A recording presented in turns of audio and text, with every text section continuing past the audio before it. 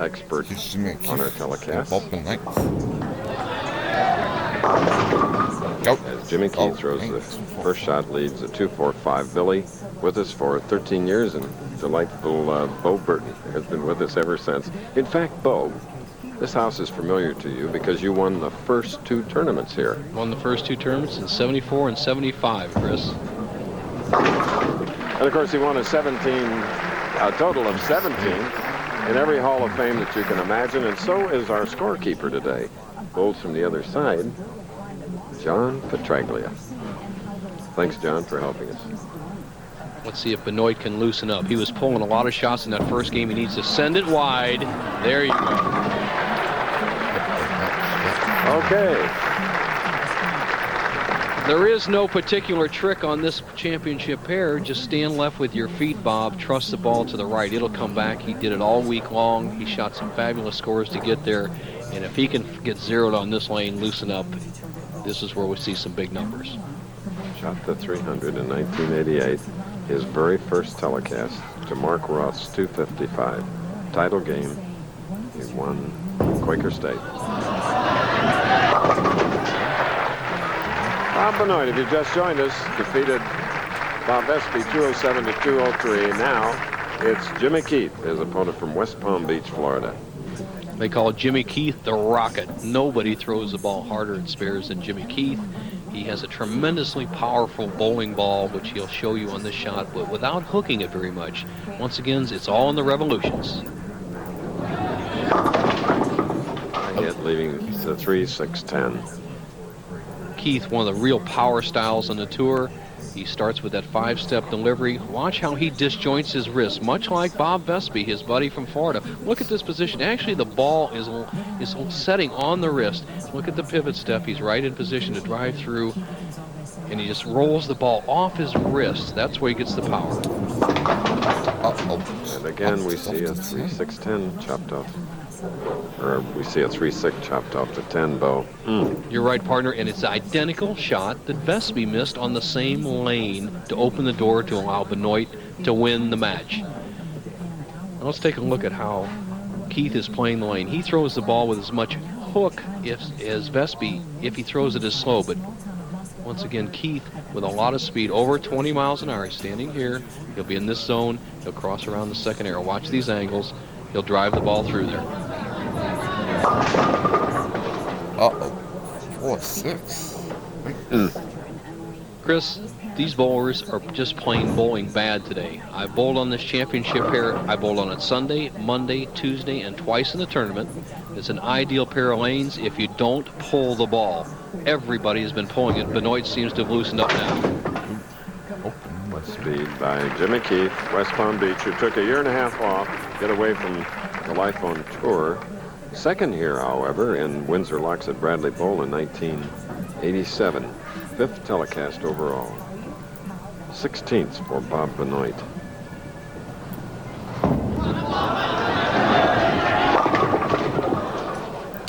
Ten on the right. Okay, at least Benoit's putting the ball in the pocket. If you watched the first game, you were watching Benoit kind of sneak by Bob Vespi with some good breaks and great spare shooting as he made 2 splits and a 2-5-8 spare in the clutch 9th frame. Now he's trusting the ball and he's in the pocket. Cross lane for the 10, he would have a 34-pin lead.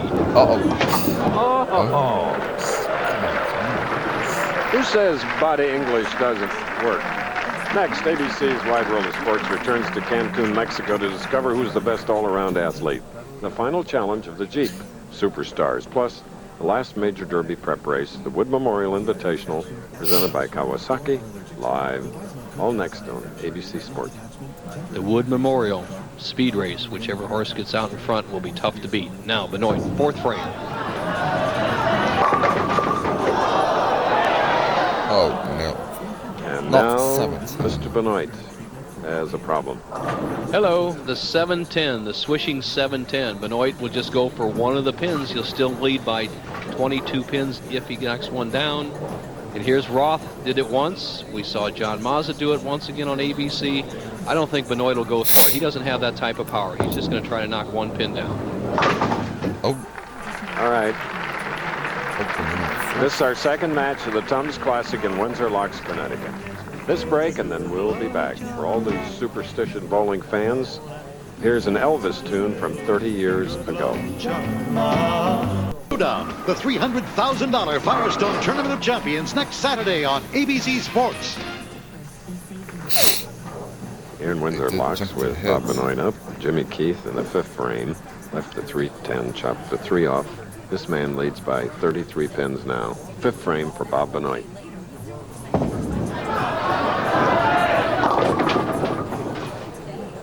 The same result. 2-7. Here we go again. 2, 7, 8.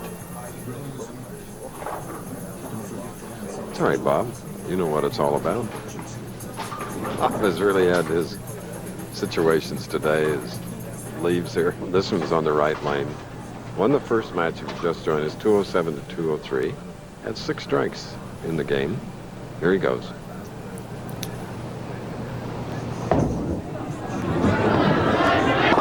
All right. A little lesson by Bob Benoit. In fact, Bob is with Bo on his tip of the week. Here is Nelson. Thank you, Chris Schenkel. Dave Ferraro, you'll be in the semifinal match. Dave, I'm shocked at the scoring. The players just plain look like they're bowling bad to me. What's your opinion? Well, judging by the practice round, I had a good shot, and most of the guys did. Now, if the oil changed around, that's one thing, but I plan to bowl a good score. He's not worried about the other players, Chris. I think their game is off, and they better get it together if they're going to handle Ferraro. Back to you. Kingston Flash will be ready. From Topeka, originally from Dallas. All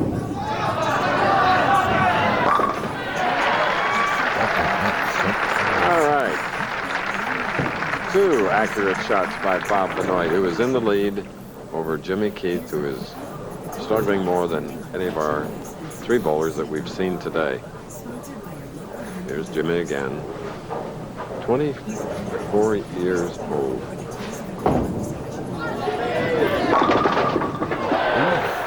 Okay, Jimmy Keith disappeared from the tour in the late 80s, and now he's coming on strong and feeling confident about his chances today.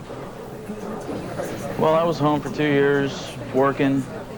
Come back out here, new improved. Spare game's a lot better. The strike game this week was unbelievable. I've never been this comfortable in probably all of my life. And it's just, nothing's going to stop me today. Right now, he's stopping himself as he trails by 33, 7th frame. He can cut the lead to 23. Okay.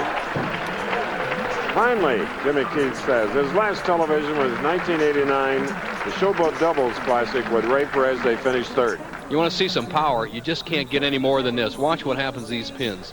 He just dissects the center of the rack. The 6-pin twists around, knocks over the 10. He's back into the match. We'll be back. Windsor Locks, Connecticut, on this day before a holiday. Stay tuned. The last major derby prep, next on ABC's Wide World of Sports.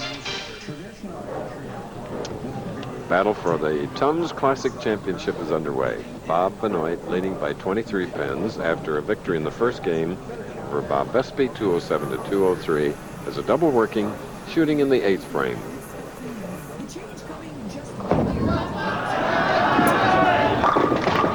I'm sorry, Bob had a strike up, not a double, but now he has doubled. Benoit finally looks like he's settled down. He was relaxed on it. You can see the expression on his face, nice and smooth.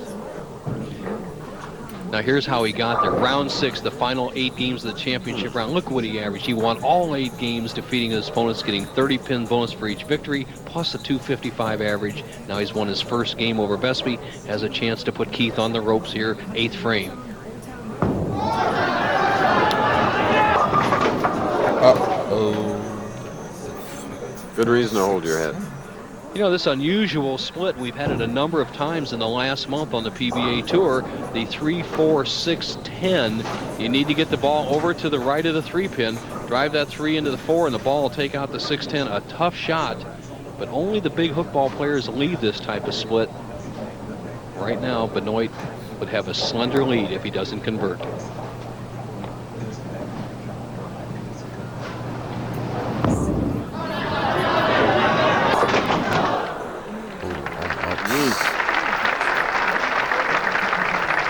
Well, Jimmy Keith He needed that opening. He struggled through the first 5 frames, and he just overpowered the pins in the 6th and 7th frames. Now he comes up in the 8th frame with a chance to put this match back in perspective. One more strike, he will only trail by 7 with 2 frames to go.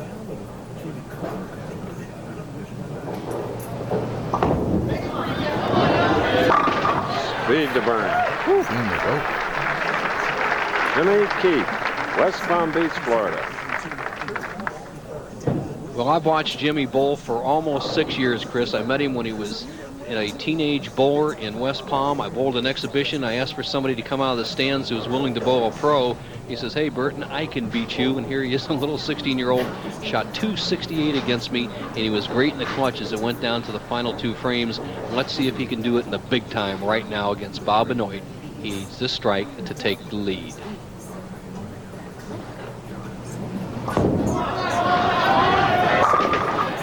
Big time.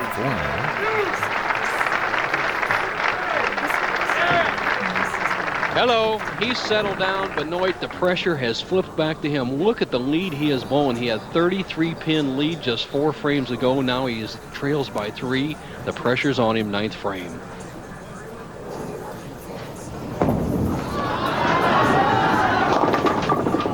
Just didn't come up and left the 2.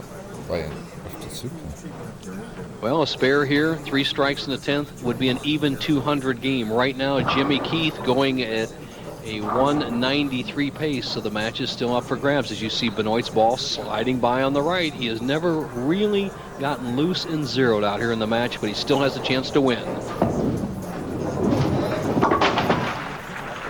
And as you may remember, winner will meet Dave Ferraro in the semifinal game. Then in the championship match, it's going to be Walter Ray Williams. All right, Benoit, as the scoreboard shows, has struggled in the last few frames. 2 open frames in this match. Needs 2 strikes to take the lead, 10th frame.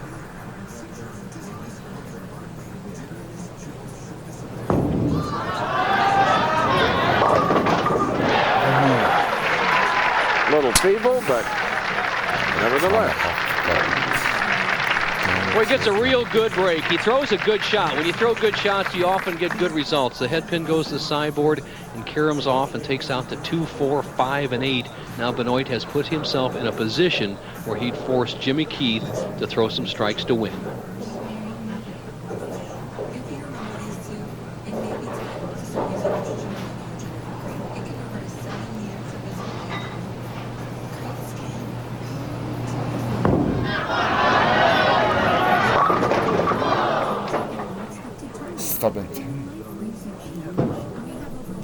Well, the 10 pin. Benoit could have taken the lead. Right now, he'll be trailing by 3 pins if he converts a 10. The only thing he can hope is that Keith gets less than 18 pins in the 10th frame. Very carefully and smoothly. Covers the 10 pin. It's a 190 for Bob Benoit to go along with his 207 in the first game. Well, Jimmy Keith, if he throws a strike, and that's the only safe place to go, would be the winner to go on to meet 7-time finalist this year, Dave Ferraro. Watch the stuff he puts on this ball.